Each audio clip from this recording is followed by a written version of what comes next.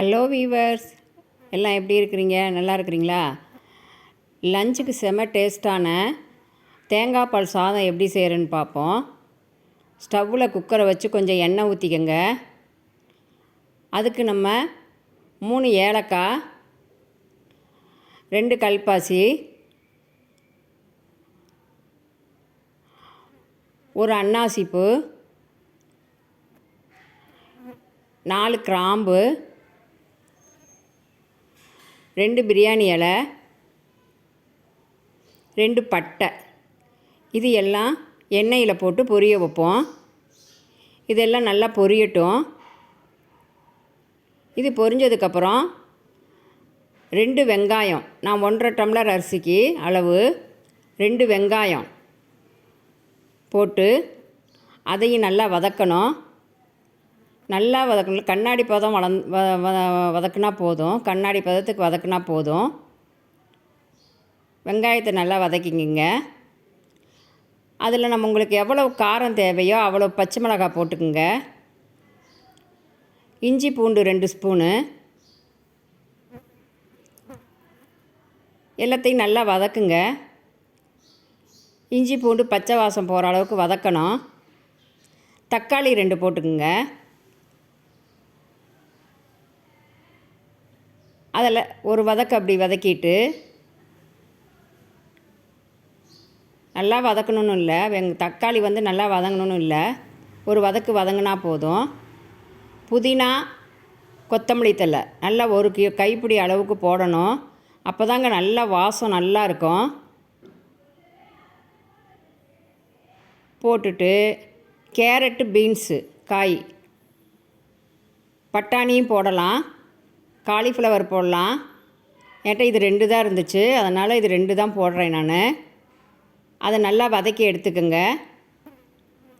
Carrot, beans நல்லா வதக்கி எடுத்துக்கோங்க. எல்லாமே நல்லா வதங்கணும். தக்காளி, கேரட்டு, பீன்ஸு, மல்லித்தழை, புதினா தழை எல்லாம். கரம் மசாலா கொஞ்சம் போட்டுக்கோங்க, 1/4 ஸ்பூனு.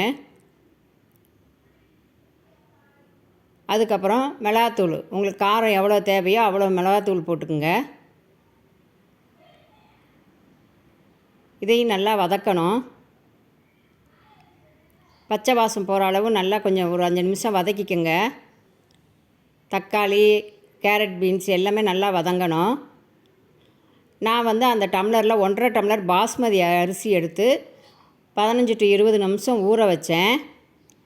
அதுக்கு 2.5 டம்ளர் தேங்காய் பால் ஊற்றணும். எனக்கு 2 டம்ளர் தான் இருந்துச்சு, 1/2 டம்ளர் நான் தண்ணி ஊற்றிக்கிட்டேன். பாஸ்மதி ரைஸை 15 to 20 நிமிஷம் ஊற வச்சுக்கோங்க. அப்போ தான் நல்லா சாஃப்டாக இருக்கும் அரிசி. தேங்காய் பால் முன்னாடியே எடுத்து வச்சுக்கோங்க. 2.5 டம்ளர் ஊற்றணும். கம்மியாக இருந்தால் கூட தண்ணி கொஞ்சம் ஊற்றிக்கலாம். உப்பு கொஞ்சம் தேவையான அளவு உப்பு போட்டுக்குங்க. கொஞ்சம் கொதி வரட்டும், ஒரு கொதி வரட்டும். அரிசி அதுக்குள்ளே கழுவி வச்சுருங்க. கொதி வந்துடுச்சு. இப்போ அரிசி இதில் போட்டுக்கலாம். பாஸ்மதி ரைஸ் இதில் போட்டுக்கலாம். நான் 1.5 டம்ளர் போட்டிருக்கேன். பாஸ்மதி ரைஸை போட்டுக்கலாம். இதில் போட்டு நல்லா கிண்டி விடுங்க.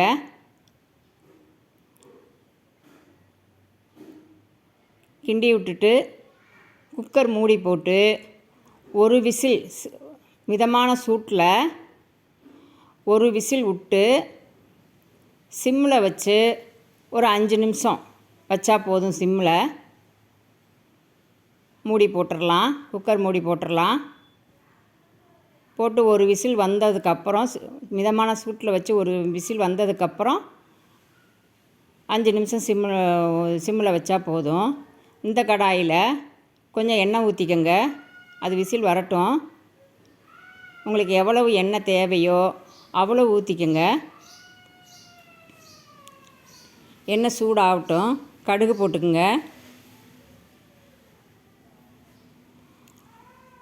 சோம்பு, கடுகு பொரிஞ்சதுக்கப்புறம் சோம்பு, ஜீரகம்,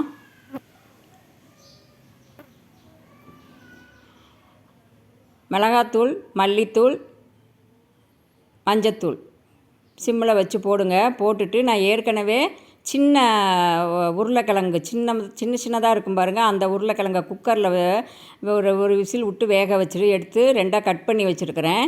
கொஞ்சம் உப்பு போட்டுக்கோங்க. அதில் பூண்டு தட்டி போட்டுக்கோங்க. ஒரு 4 பூண்டு, கருவேப்பிலை போட்டு அந்த மசாலா அந்த உருளைக்கிழங்குல படுற அளவு நல்லா பெரட்டணும்.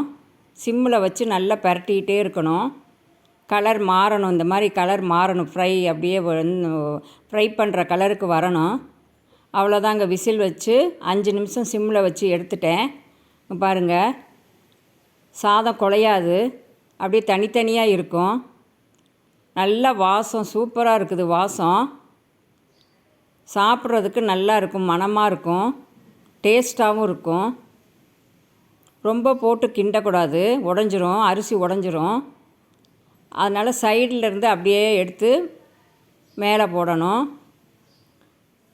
பாருங்கள், நல்லா ஆறுனா இன்னும் நல்லா உதிரியாக வரும். நல்லாயிருக்கும் இந்த சாதம் சாப்பிட்றதுக்கு. நல்லா வளர்த்தியாக இருக்குது பாருங்கள், எவ்வளோ வளர்த்தியாக இருக்குது. ஊற வச்சிங்கன்னா இவ்வளோ வளர்த்தி நல்லா வரும். பாஸ்மதியை முன்னாடியே ஊற வச்சுருங்க. ஒரு 15 to 20 நிமிஷம் ஊற வச்சுருங்க.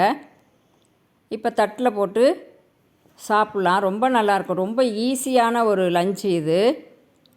சின்ன பிள்ளைங்களும் சாப்பிடும், நல்லா விரும்பி சாப்பிடும். இதை காரம் அவ்வளவு இருக்காது. தேங்காய் பால் ஊற்றுறதுனால நல்ல டேஸ்ட்டாக இருக்கும். சின்ன பிள்ளைங்களும் ஸ்கூலுக்கு லஞ்ச் எடுத்துகிட்டு போகலாம். இது நல்லாயிருக்கும். அதுக்கு உருளைக்கிழங்கு தொட்டுக்க ரொம்ப நல்லாயிருக்கும்.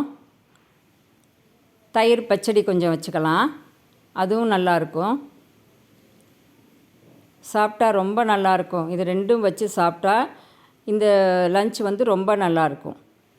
இந்த வீடியோ பிடிச்சிருந்தா லைக் பண்ணுங்கள், ஷேர் பண்ணுங்கள், சப்ஸ்கிரைப் பண்ணுங்கள். தேங்க்யூ.